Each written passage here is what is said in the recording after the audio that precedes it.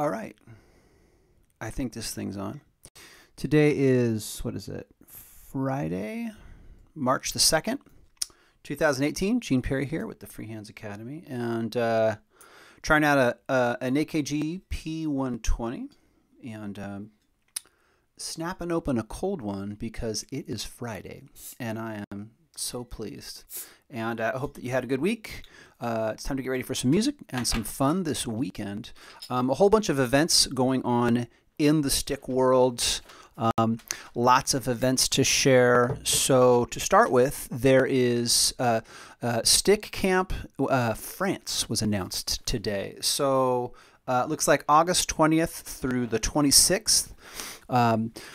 Bruno Card is again putting together his incredible event that was just phenomenal. If you were down in Spain for Mallorca, you know what I'm talking about. And let's see here. It looks like it's August 20th to 26th. And it's like a vacation, right? So you get to be with like people from all over the world, and you get to play music. And you also get to, have a nice little vacation in like the nicest part of France. One of the nicest parts of France. France is a great place. You should go. So what else? Tap Guitar Seminar. That's going on in South Holland. So Ron Baggerman's putting that on May 12th and 13th. And so he always puts together great events out in the area. So there may be other tap guitar or touch guitar events that are coming up. And so I'll have an update on that next Friday. Let's see, the Vancouver event is coming up. So Jim Meyer also puts together a great event. This day is going to be a day longer. So he's going to start it on a Wednesday, and it's going to go right through to Sunday, I believe. So he'll be there. And let's see, Guillermo Cetus will be there, who's just incredible and like prolific and an early adopter and just a really nice guy too. So who else? I know a couple. Tommy Stanton signed up. I know Claire Steger signed up. And I'm trying to think of who I'm for. Oh, Bob Culbertson, right? So Bob Culbertson's going to be there. It's going to be great. And that's, about 6 days. What else? I think that's it for events. Some kind of cool stuff I saw on the Stickist this week was, who is it? Rob's doing the Song of the Month, which is really great. So Rob Gellner, I believe, is doing a kind of a song of the month where he kind of has people on the Stickist decide what song they want to play. I'm going to take a drag here. We are pouring the Stone Delicious IPA tonight. I'm pretty much exclusively drinking Stone these days. It's the beer of the region.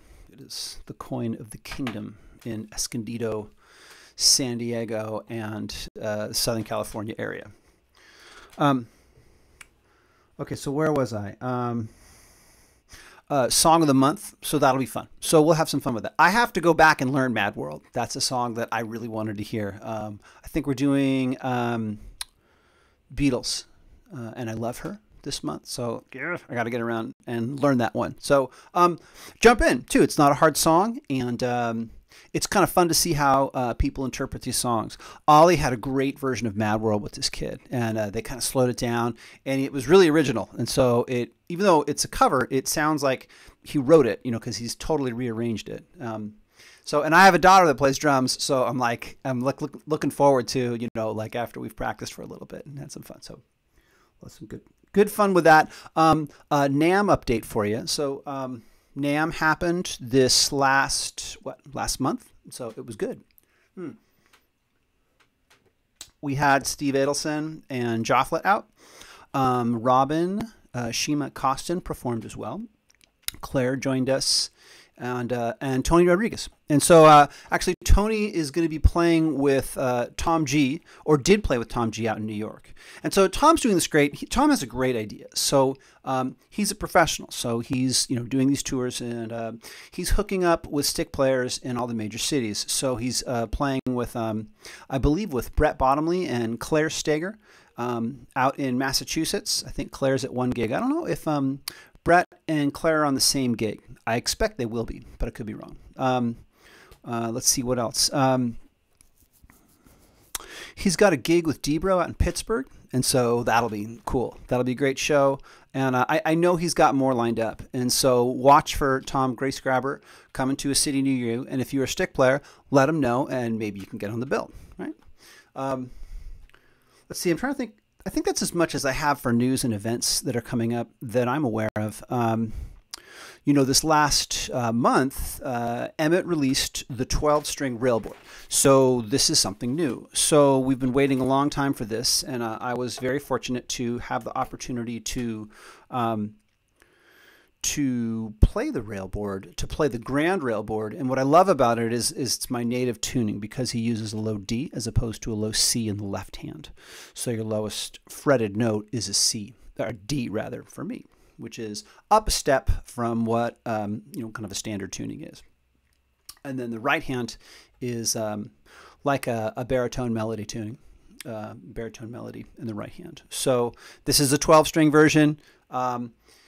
So let's talk about the size of it and the weight of it, because the weight of it came up a lot. And so a standard 10-string Railboard is going to be about 8.6 pounds, and I think I've converted that here. It looks like that's 3.9 kilograms. Right? So the Railboard sounds, it's unreal, and it's so effortless to get a great tone with either hand. And the R block is pretty versatile, and then you've got options with phantom power. Something to be aware of with the 12-string Railboard is there's a slight increase in the width, about 1/8 of an inch at each edge. So I think that I've converted that out to what, 22.8 centimeters. So, you know, a little bit wider than 3.5 inches, which is what a standard 12-string Grand is, or Grand stick. So slight increase in width, barely noticeable. Slight increase in weight, not even discernible. The tone you're going to get, you won't even know. Am I going to buy one? I would love to buy a 12-string. The thing is that I'm kind of a 10-string guy. Have been, and I think that I will probably stay a 10-string guy. If I can afford a 12-string, I might get one. So I'm going to have to see if I'm going to save up for one. I definitely want one of those bitchin' ones that has like the mirrored finish. So maybe that will be my 12-string, and I'll just save up towards that and work towards that. I think that's all kind of the news, the things that I wanted to kind of get to. We talked briefly about the stick bass, which came out a few weeks back, or the Railboard bass, the 8-string bass. You can get your hands on one of those. It looks like those are much more readily available. And I think the first run of 12-string Railboards, there's about 20 of them. So I expect that he'll be making more runs of them. And I don't know how many he'll be making at a time with the colors and that sort of thing. But, you know, reach out to Cambria over at Stick Enterprises. She'll give you the lowdown. Cool. So that's as much as I have for news in the stickosphere. Let's do the Minuet in G minor. Let's do the second half. Probably what I'll do is I'll quickly do the first half just to review, and then what we'll do is we'll kind of break down the second half. I'm trying to keep the show to about 15 minutes. We may go 20 minutes tonight, so let's take a look at that. So, for starters, this is a graphite 10-string. I think this was made in about 2006, 2007. This was previously owned by Stephen LeBeau, who got it from JRJ. Like my other stick, which is kind of odd, and I love to tell that story because I just feel like it feels like a better stick now that JRJ has played it, and now that I have it. Let's see where to start. I'm playing through QSC K12. This is the 1,000 watt. There's a 2,000 watt version now. Claire picked up one of those and she says she likes it. So I'll probably at some point replace that, but that's a ways off. I'm running through a TRS cable, and it's a straight TRS, which means it doesn't split into dual mono. And when you run it into the K12, you just get a nice straight mono signal, so it works out really nicely. I don't have to make any adjustments, and I don't lose any volume when switching from stereo to mono. I'm on the back pickups in this case because I'm just going straight into the amp. I can't really control my amp, so I'm using the bridge position pickup to get a sharper sound. So where to start here?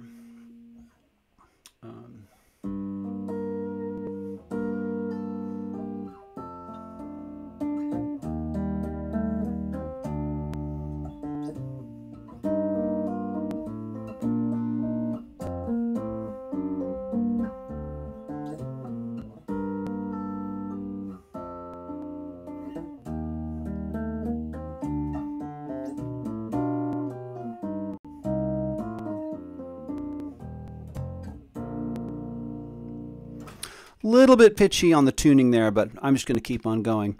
So, and I did kind of miss one note at the end there. I'll play that again one more time just for reference. And what I'll do is I'll save it, the harmony, for the second time I go through here. So.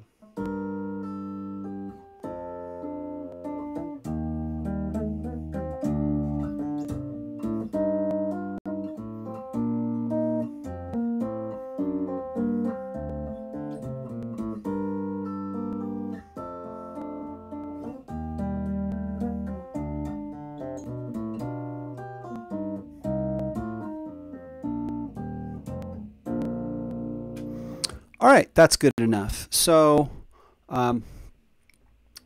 we've covered that in the previous, I think in 91, in Freehands Friday 91. So that should give you an idea of how to voice that. And then perhaps in the second half of that, you saw that I added harmony there. So I added that third up top.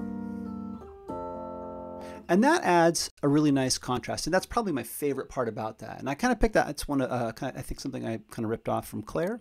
So the quality of it is nice. I'm not hitting them at the same time. I'm kind of playing off it like an open string. So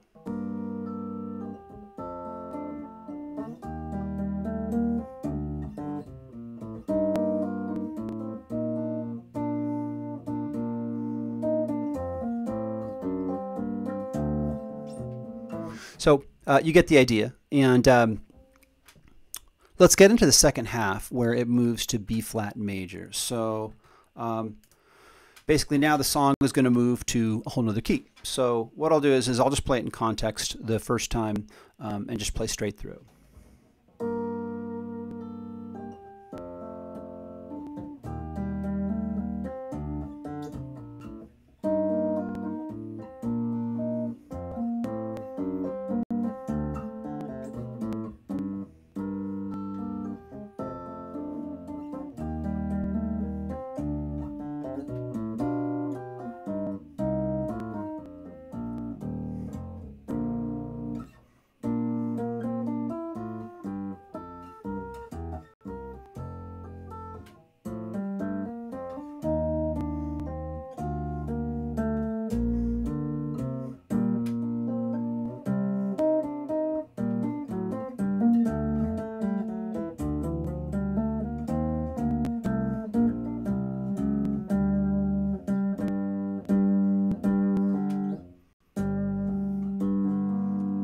Time.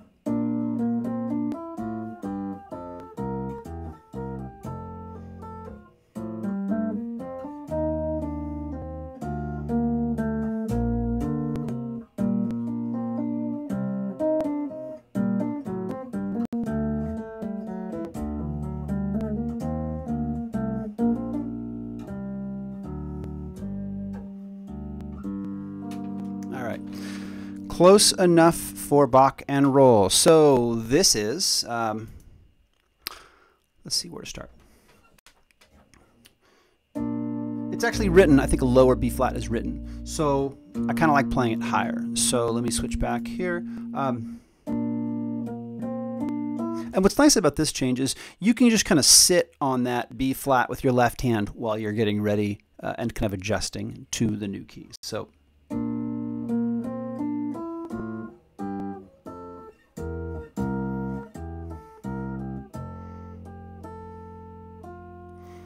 And it kind of ends the same way, resting on that F, which is the 5 of B flat. So give yourself time in the right hand to set up and finish this section, and I'll demonstrate what I mean.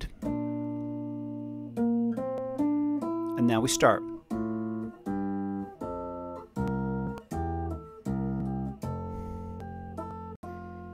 So the F is just kind of hanging out there at the end. We'll go through the left hand real slowly.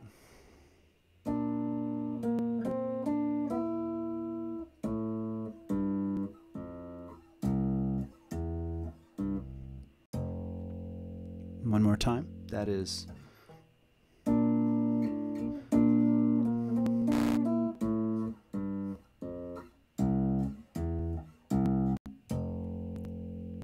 Right, so that's easy enough. And now we'll do it. Take a look at the right hand.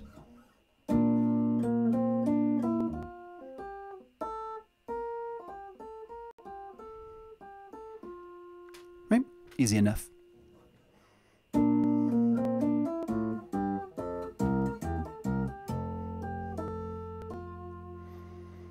And now the left hand is going to repeat something that it did a little bit earlier, and you're going to start on the A.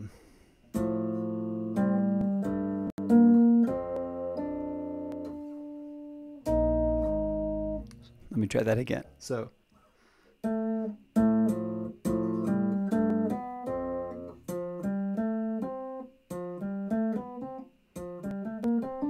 Okay, getting my parts mixed up there. So.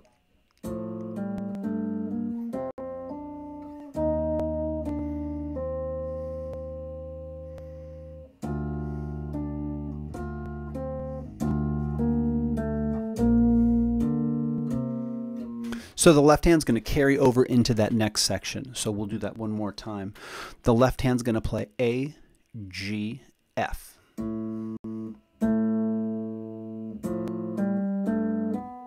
Is that right?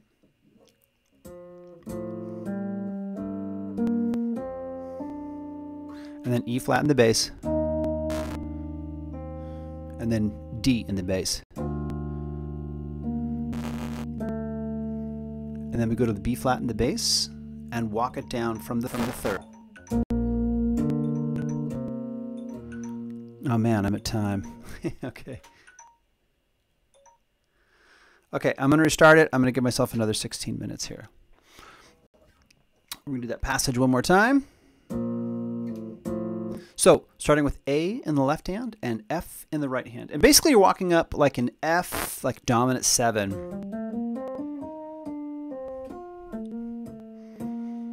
Right? And then you're playing E flat in the bass. Right? And you start with E flat in the right hand as well. And then up to F in the right hand and D in the left. So you're playing like a kind of the, I guess what would be the relative major of the B flat. And then so it's like a 5 is inferred there. And then to the root in the left hand. And then to the third of the B flat. Right? And that's going to be what? D. Down to C.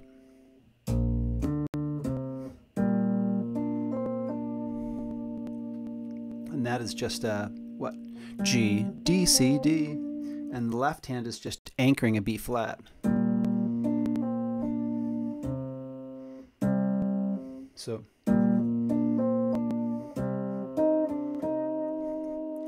the second time you're playing that, G, and then E flat, D, E flat. So.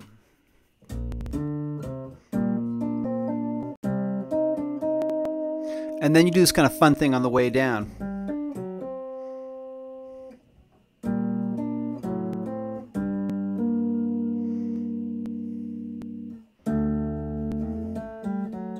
I really like that part. I like that part because it is the hardest part. And it's the part that I hated the most first. And now it's my favorite because I practiced it so much that I have to like it that much. Okay.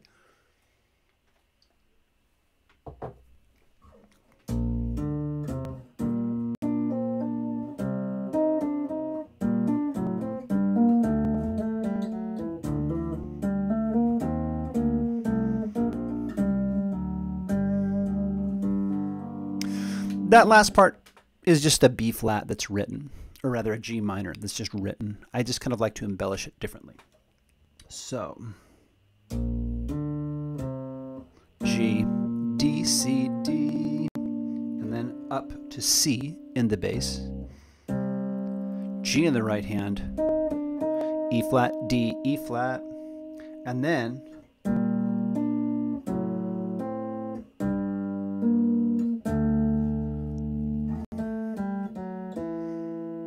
you're just going up like a D minor scale.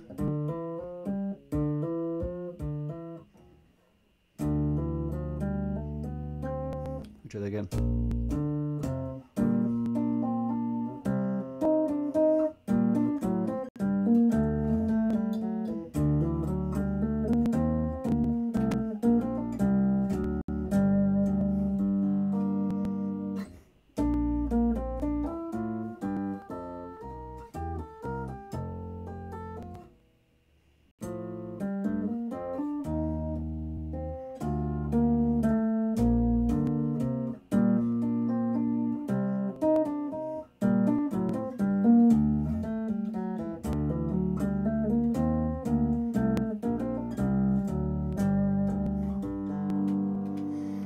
All right, let's do the last part of that. And I'm going to try to move it forward so we don't go too long in the video here. I do like to keep it kind of short and sweet. So, and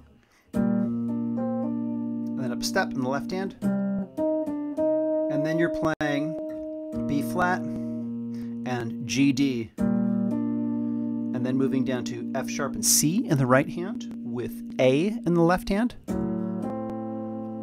And then you're moving down to a G in the left hand, and then playing G, B flat in the right. And then you've got a little bit of movement in the bass here. You're going to hit D in the left hand, and then hold an A in the right. And then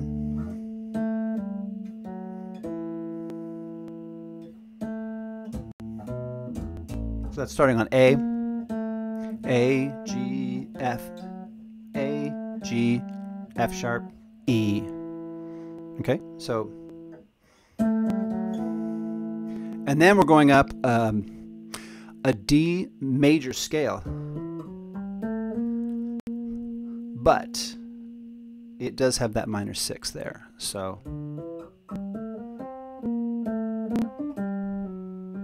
kind of a 2-5-1 there at the end. So let's hit that one more time.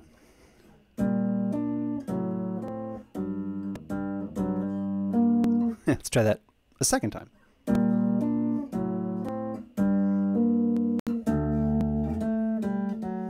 And then together on the right hand.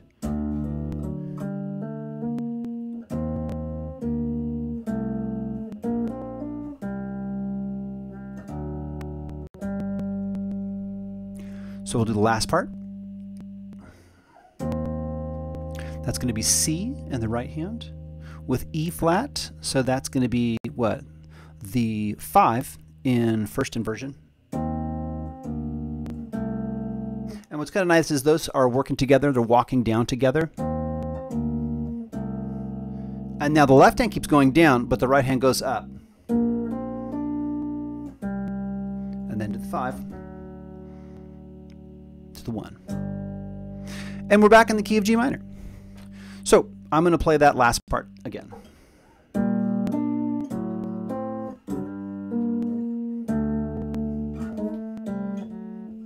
Let me do that one more time. A second time.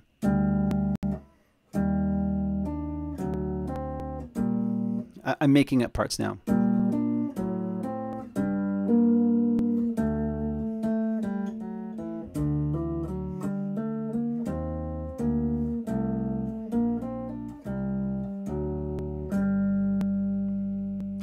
All right, so we've been going long enough now that you should have that memorized, right? This should just be second nature. You should be able to hit this right off the bat. I'll play it one more time, and then we'll check out. Let's see here.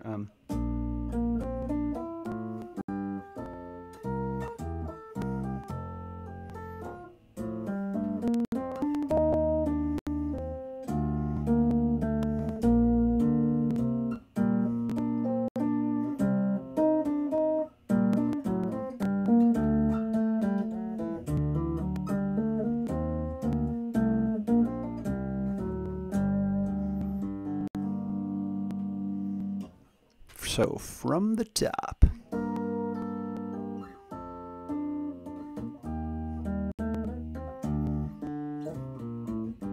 Sorry.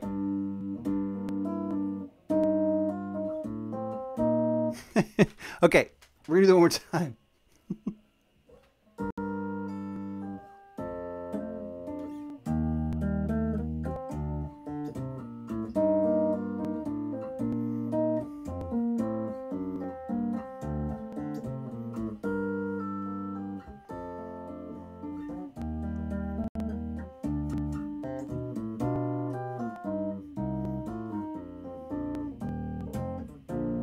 And then we'll just go straight to the B section here.